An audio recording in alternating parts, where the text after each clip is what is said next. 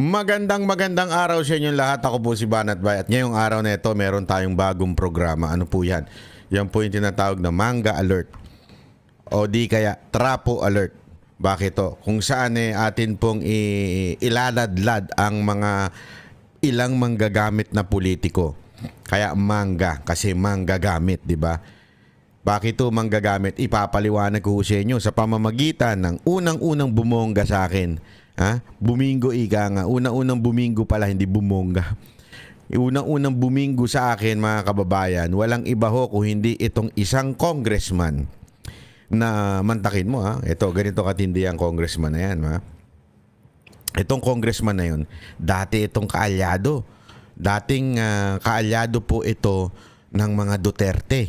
Sa katunayan, sa tindi ng pagiging kaalyado nito, una, nung siya'y sumumpa bilang kongresista, abay sumumpa po siya kay Vice President Sara Duterte. Ang makahula, may bonus sa akin ng 1,000. Sige na, unahan niya. Ilagay nyo dyan sa baba. Pero, problema kasi, baka i-forward nyo. Maniloloko nyo ako, mga mambubudol din kayo, ha? Pero ang manghula sa akin may 1,000. Kala nyo 1,000 makukuha lang yan sa rally ng mga alyansa. Sa akin din may makukuha kayo. Hulaan ninyo kung sino ito. Yung ang kanyang team song ay pasumpa-sumpa ka pa. Ay sus, Ginoo Gyud. Ito, ipakikita ko sa inyo itong kongresista na sumumpa pa, nag-oath taking sa harapan ni Vice President-elect Sara Duterte. Walaan nyo kung sino? Ladies and gentlemen, let me present to you the 2nd District Congressman of Parañaque. Nako po, eto na. Sino po ba ito? Walang iba kung hindi si Gas Tambunting. Yan. Pasumpa-sumpa ka pa. Anak ka ng wewe. Ano sabi niya dito? Isang karangalan na manumpa sa aking katungkulan bilang kongresista ng 2nd distrito ng Parañaque sa harap ng ating bagong halal na Vice Pangulo. Sip-sip mo animal ka. Dali Vice President Sara Duterte. Thank you, Ma'am VP Sara, for supporting me as I enter a new stage in my journey of serving people of Parañaque. Trapong-trapo datingan ito, Brad. Sa lahat ng aking mga kababayan dito sa Parañaque, maraming salamat po sa inyong suporta at tiwala. I will always work towards being worthy of your trust. Sigurado ka dyan? Parang hindi naman. Sigurado ka ba? Kasi balita ko, natatalo ka ngayon kasi yung mga taga Parañaque ay marami dyan ay Duterte supporter at na-disappoint sila. Bakit? Sa pagiging traidor mo. Bakit kanyo traidor, mga kababayan? Mamaya natin, bago natin sabihin kung bakit siya traidor, ito muna. Para ipapakita natin isa-isa mga picture at ebidensya na siya ay isang manga. Okay? Ito. Ano yan? Naku, pabulong-bulong ka pa. May bulungan bang nagaganap? Hindi, pagkabi nga ganyan may bulungan, ibig sabihin close yan, di ba? Siyempre, meron ba magbubulungan ng hindi close? Diba? Close yan, mga kababayan. So, meron silang bulungan na naganapan ni VP Sara Duterte. Talaga nga naman. Ibang level ng pang-traidor mo, sir. Hindi, ibang level yan, Yung ganyang kakatridor, mantakin mo, may tiwala sa iyo si VP Sara Duterte. Mantakin mo, meron siya sa yung sa kanya ka pa. Alam, sa sobrang busy ni VP Sara Duterte, kahit yung mga tunay na kaibigan niya, wala nang oras si VP. Bakit? Kasi sobrang busy niya, napaka-workaholic niya. Yung totoong workaholic, kasi may bago daw definition ngayon ng workaholic ang mga congressman. Hindi ko alam kung ito, pero alam ko, hindi naman siya siguro ganyan. Pero meron kasing bagong ngayon Merong bagong definition ng workaholic ang mga congressman. Ano yun? Work in the morning, alcoholic at night. Ay, grabe naman. Pero hindi ganoon si Tambunting, hindi ganoon. Hindi naman halata sa kanya na na manginginom siya. O, hindi naman, sa tingin ko hindi siya manginginom Hindi naman siguro. Okay? Pero gayon pa man, balik tayo sa sinasabi natin na medyo meron talagang closeness itong si Tambunting at saka si VP Sara Duterte. Sobrang close nila kasi may bulungan nagaganap eh. Di ba? Pwede mo bang sabihin sa jowa mo na, naku, bulong-bulungan. Bulong lang kami, bulong lang. Di ba? Walang ano yan, walang ano. Hindi, may closeness. Ibig sabihin ng closeness, walang malisya. Ibig sabihin, close kayo sa trabaho. Di ba? Close kayo sa ginagawa ninyo kasi may bulungan kayo nagaganap. Di ba? Hindi kaya nagbubulungan kasi hindi marinig kasi naka-face mask. Basta may bulungan sila. Pero ang kapal ng mukha mo, Tambunting, ha? Sobrang kapal ng mukha mo, umaabot hanggang dito yung kakapalan ng mukha mo sa akin, ha? Kahit malayo-layo ako sa Paranaque kasi isa ka sa pumirma. Hindi, eto ha mga kababayan, ha? Ako hindi ko to kayang gawin eh. Alam mo yun, kunwari makaaway ko man ng isang tao, hindi man kami magkasundo, pero dati kaming close, dati kami magkaibigan. Somehow meron akong utang na loob kasi mantakin mo, ang nag-preside ng iyong oath taking yung vice presidente. Tapos mantakin mo, isa ka sa pumirma sa impeachment ni VP Sara Duterte. Anak ka naman ng wewe, oh. Grabe ang ano mo ha. Ang dapat dyan, alam mo, bumili ka ng bagoong. Bakit? Sobra ka manggagamit eh. Manggang-mangga ka, oh.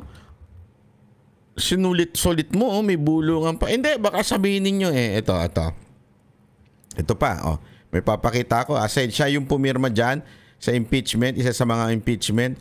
Oh, close din siya. Oh, kita mo. Yung ngiti mo, ngiting panalo dyan, brad, ah. Para kang nanalo na chippy stick dyan, ah.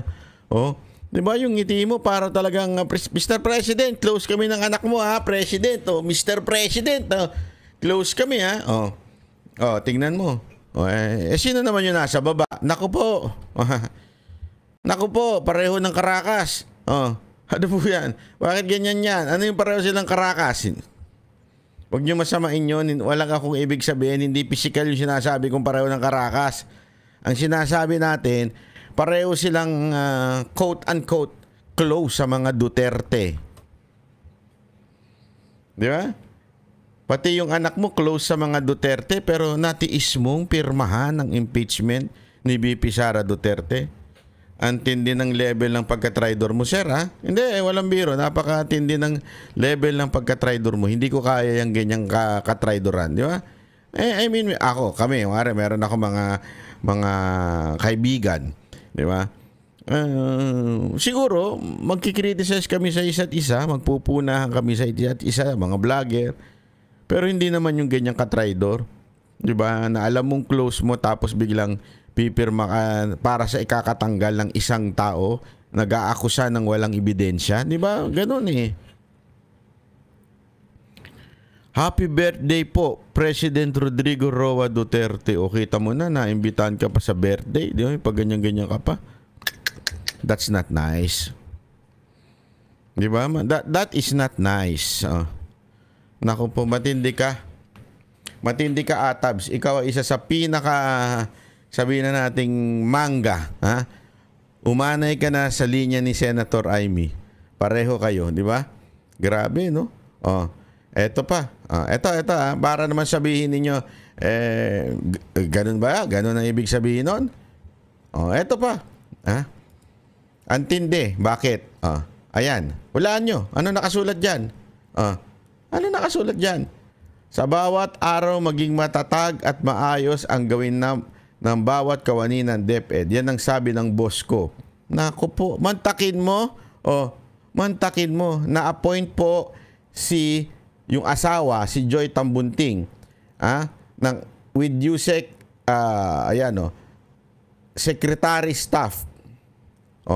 With USEC, chief of staff ng, siya po ay DepEd Central Office Manager. Mantakin mo ha. Ikaw ay DepEd Central Office Manager. Ginawa ka Central Office Manager ng ating Vice President. Mantakin mo yan. Ayun, nakasulat dyan sa baba. Close na close, di ba? Asawa mo close, ikaw close. Tapos pipirma ka para matanggal. Hindi ho ba kayo nahihiya niyan, Sir? Mr. Tambunting, hindi ho kayo nahihiya? Ang tindi ng pagiging traitor nyo kay BP Sara Duterte, ha? O, di ba? Pagiging manggagamit ninyo. Talagang, mantakin mo, ha? Hinair pa ni BP Sara Duterte sa kanyang departamento yung asawa ni Gas Tambunting, Congressman Gas Tambunting. Hindi lang ikaw ang may utang na loob, Congressman. Pati yung asawa mo may utang na loob. Pero ang lupit mo, pumirma ka sa impeachment ni BP Sara Duterte. Alam mo, ibang level yung ginagawa mo talaga. Ibang level yan. As in, ibang level yung ganyang klaseng panggagamit mo. Di ba? Matindi yan eh. Ito pa. Papakita pa natin. Ayan. Ayan. Isipin mo may paganyan-ganyan pa. Wait lang. Basahin natin ha. Ayan. Ayan. When I first joined DepEd in June of 2022, Holy Mass was celebrated once a month in the central office on the request of our VP and Secretary Sara Duterte. Ano VP and Secretary Sara Duterte? Okay. Tama. We instead had it every week, and she says it's all about of well-being of our co-employees, upliftment of their spirits better on a weekly mass opportunity. Our first mass this year. Happy New Year to everyone, di ba? Puring-puri ka pa sa ginawa ni BP Sara Duterte na nagpapamisa every week. Di ba? Every week, pinuri mo pa para sa well-being ng mga co-employees mo. Di ba? Meron kayong simba once a week. Asan na yung pagsisimba mo? Nawala. Di ba? Ayan po ang asawa ni Gas Tambunting na itinuring din, malamang sa malamang, ay isang malapit na kaalyado at malapit na kaibigan ni BP Sara Duterte. Pero anong ginawa nyo sa huli? Ay nako. Speaking of simba, alam mo, ganyan na ganyan din nung Hindi, alam mo, sa totoo lang, ganyan na ganyan din po yung ibang mga disipulo ng ating Panginoong Jesus, di ba? As in closeness, as in anong katabi talaga, doon kumakain sila. Tandaan ninyo, nung unang panahon, pag ikaw ay sumama sa hapagkainan at talagang, kasi when you say at that time, when you dine, hindi ho yung mga katulad ngayon na parang fast food ang kainan, yung wala pang 30 minutes na hinain sa'yo, ubus na. Hindi. Sa panahon nung panahon ni Kristo, when you say you dine, it's a fellowship. It's more than 2 hours of talking and being at the moment. Walang cellphone. Siyempre, hindi naman siguro nagsiselfone mga tao. Ngayon kasi, ugali na ng mga Pilipino. Magdi-dinner ang pamilya, nagse-cellphone ng anak, di ba? Para bagang napipilitan lang yung anak. Minsan, ang sarap nga hampas yung cellphone sa mga anak eh. Ayaw nyo kaming kausapin. No, sige, kayo nang bahala magpakain sa sarili ninyo. Sigurado ko, bababa nila, cellphone nila. Bahala na kayo kumain. Ha? Maghanap na kayo na magpapakain sa inyo. Hindi, totoo eh. Diyan, nung time na yan, when you dine with a person, ibig sabihin you're close. Kaya nga naalala ko dito yung kay Kristo eh. Close sila nung mga disipulo. Yung mga disipulo na close, nung at the moment na inuusig na, ba't pinagbibintangan ng kung ano-ano si Kristo. Tandaan ninyo, Jesus Christ was crucified not because he's preaching another gospel. No. He was accused of many things. As in, kasi at that time, merong merong nangyayaring parang hindi naman revolusyon o revolt. Kasi nga po, tandaan niyo yung Jew ay under ng ibang yung mga Hudyo ay under ng ibang pamamahala. Hindi ho pamamahala ng Jew. So, laging praning po yung pinuno nung sumakop sa kanila. Kaya tuloy, etong mga Jew, minsan may mga zilot sa kanila, yung parang mga hindi naman aktivista, parang gano'n ang datingan. Pero gano'n, parang papalag sa gobyerno na tapos meron pang prophecy na merong King of Kings na papanganak na magpapalaya sa Jew. Kasi nga, remember, sila po ay under different government. So iniisip siguro nila, nako, eto na si Kristo yun, magpapalaya sa amin sa gobyerno ng na sumakop sa amin. So nagsama-sama sila, sinundan nila. Pero kasi lagi nagsasabi ang Panginoong Hesus kingdom, kingdom. Akala nila na the Lord Jesus Christ were establishing a kingdom here on earth. Hindi yun ang tinutukoy ng Panginoon. Kung hindi kingdom in heaven o the second life o yung eternity, yun po ang pinag-uusapan ng Panginoon. Yung mga disipulo niya, sumusunod sa kanya nung una, akala kasi parang mamumuno tayo ng isang revolusyon. Ganun ang datingan noon. Kaya yung mga akusasyon kay Jesus Christ was rebellion.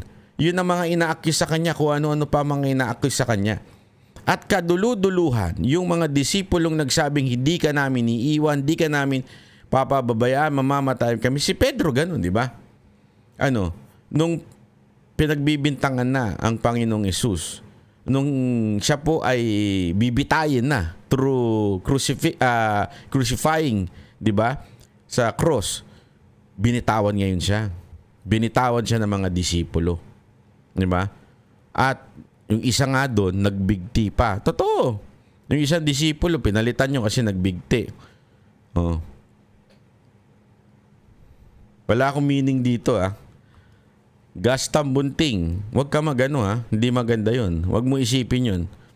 Pwede ka na humingi ng tawad Kasi tandaan mo, dalawang klase ang pinakita ng Biblia na hindi naging loyal sa Panginoon.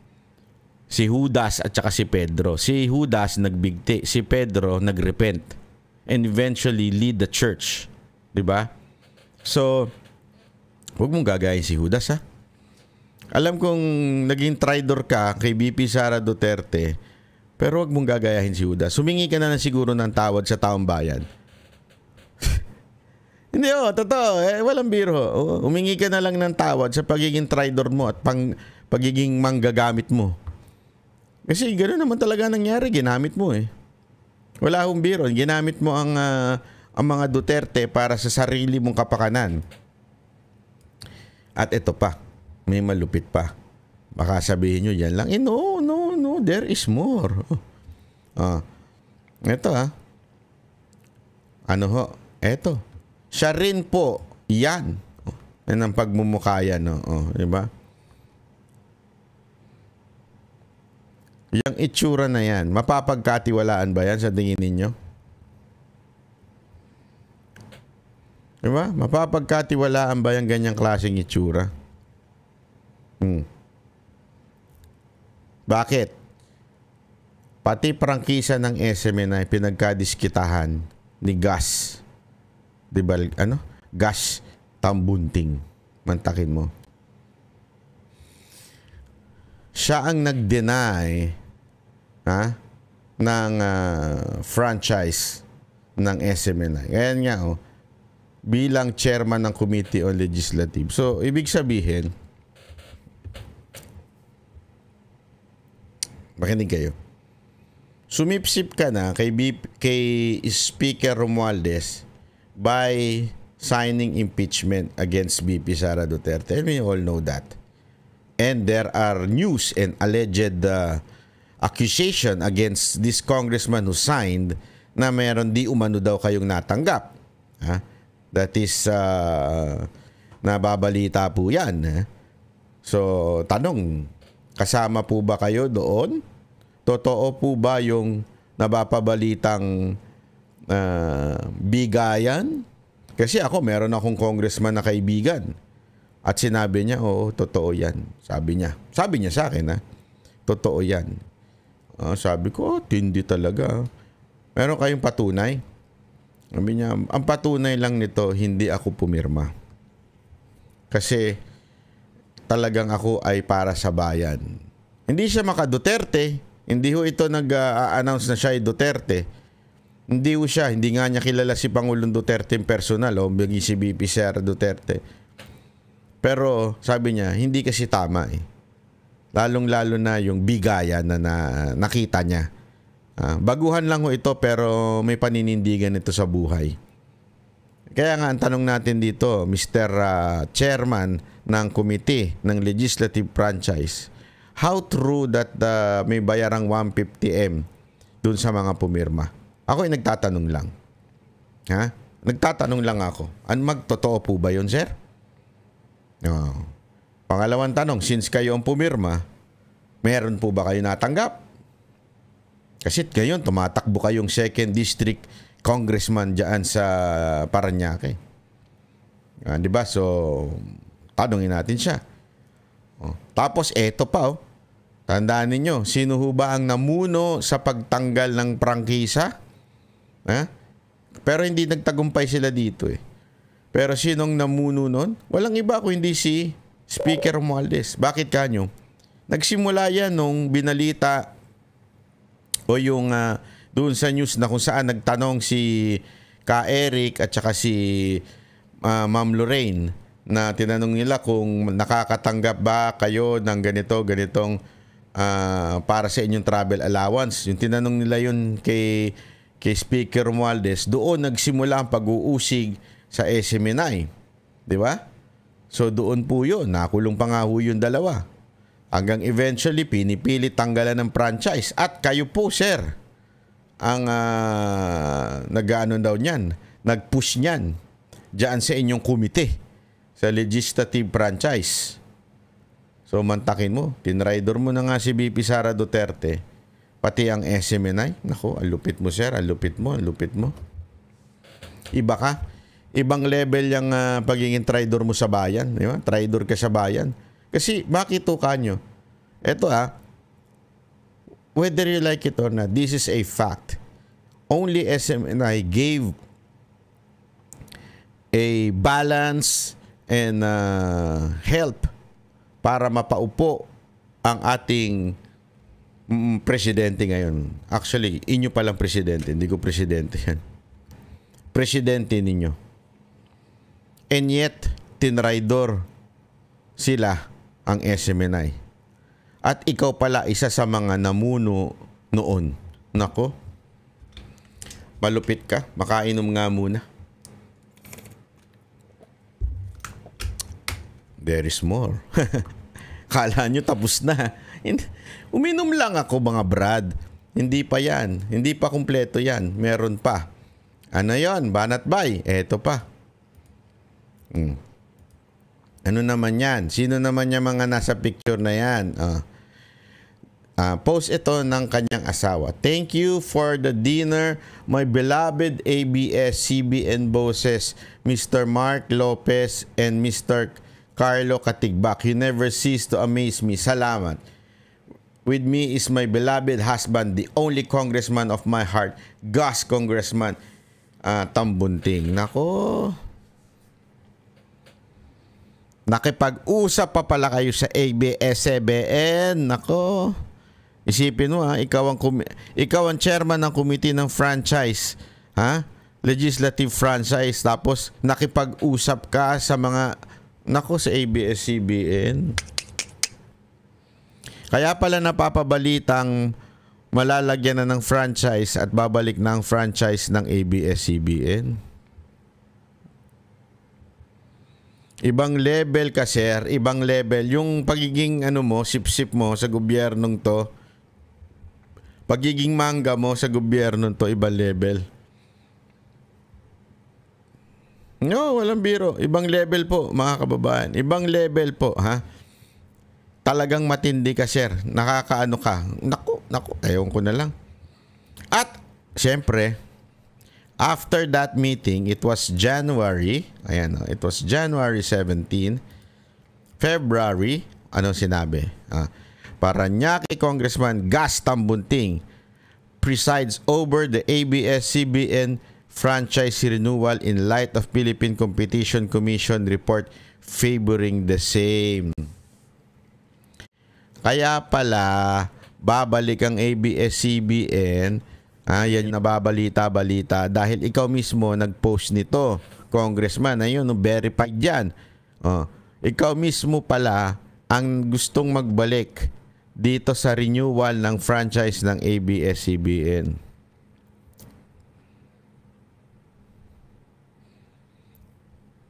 Parang hindi magandang tignan yun, ano? After mo makipag-meeting sa executive ng ABS-CBN, after a month, biglang ibabalik mo na yung franchise nila. Naku, ano kaya maiisip ng ibang tao dyan? Meron kaya silang kasunduan? Meron kaya? Tandaan mo, that involves so many financial stability of ABS-CBN na mabalik ang kanilang franchise para maka-ere sila sa himpapawid ng kanilang free channel, diba? At syempre may mga advertisers sila. Kaya at sigurado ko sila po ay porsigidong makakuha ng franchise. Mantakin mo. Pagkatapos kausapin ito, yung naku, ang lupit mo, Brad. Ang lupit mo. Wala akong masabi sa'yo. Kaya ikaw ang buena manong i-feature ko dito sa ating bagong programang Manga Alert. Ha? Yan na ang kanyang ending. Ito ang pinagsimulan niya. Ayan. Ang pinagsimulan niya ay pasumpa-sumpa ka pa. Tapos dito naman pambulong ka pa. Ay, grabe naman yan, no? Di ba, di ba? Oh, tapos bigla kang pumirma.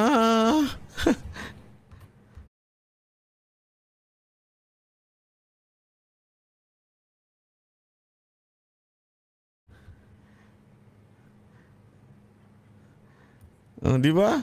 Kahit ikaw ay nakipagkita sa tatay. Ginawa pang DepEd. Ano ba to? Director ba yun?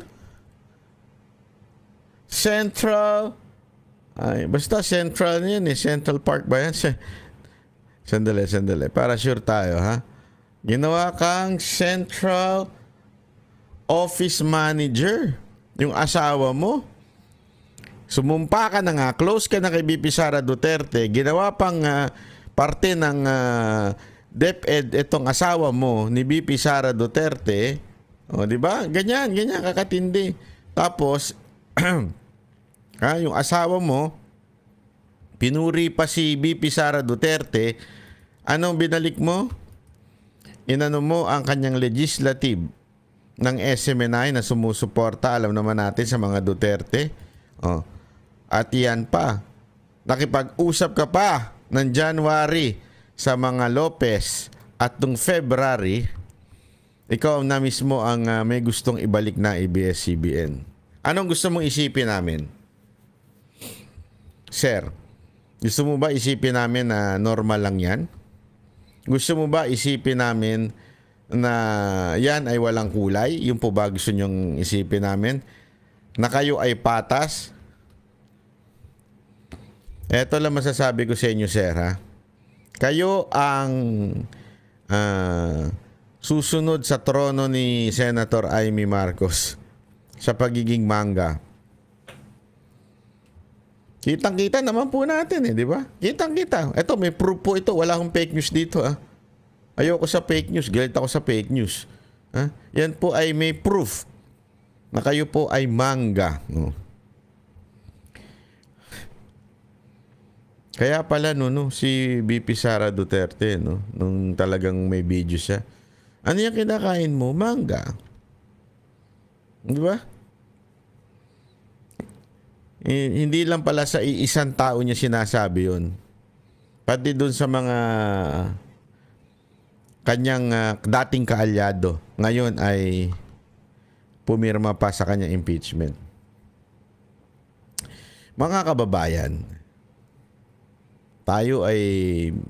ako'y nagmumulat lamang ng inyong kaunawaan patungkol sa mga to. Kasi sigurado ako hindi naman nila sinasabi yan sa kanilang mga rally.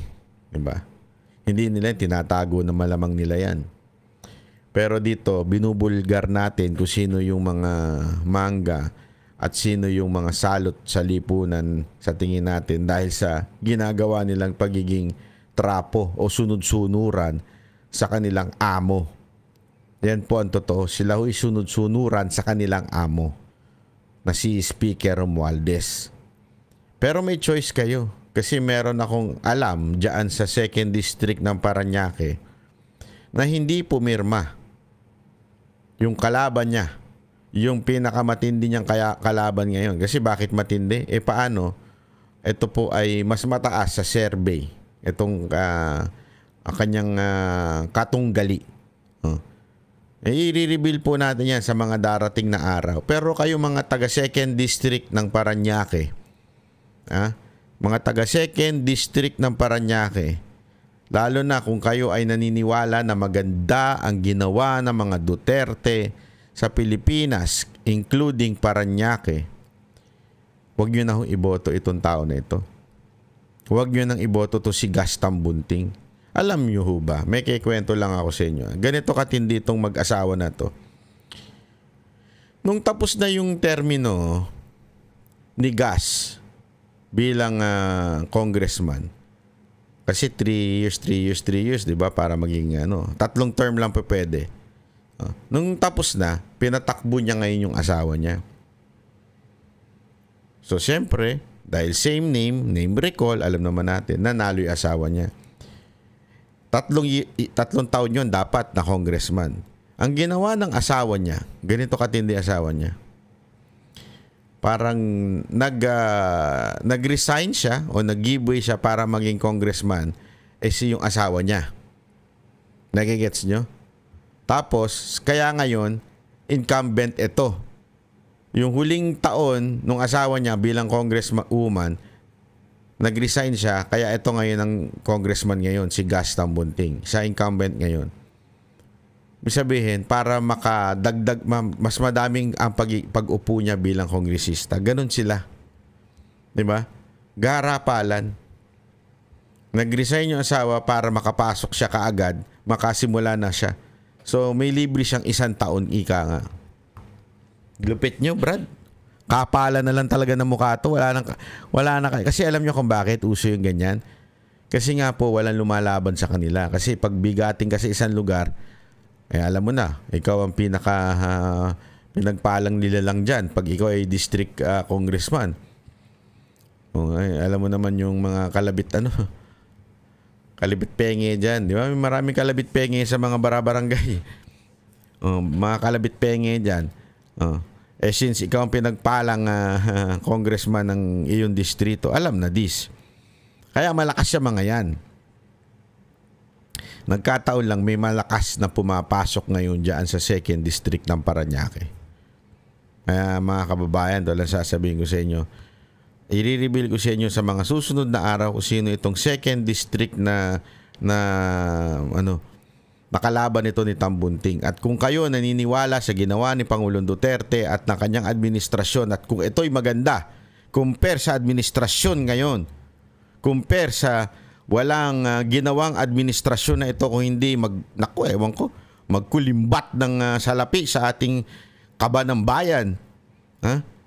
Ibalik natin kung sino talaga yung mga taong nanindigan para kay BP Sara Duterte, para sa mga Duterte. Yung kalaban nito, nanindigan.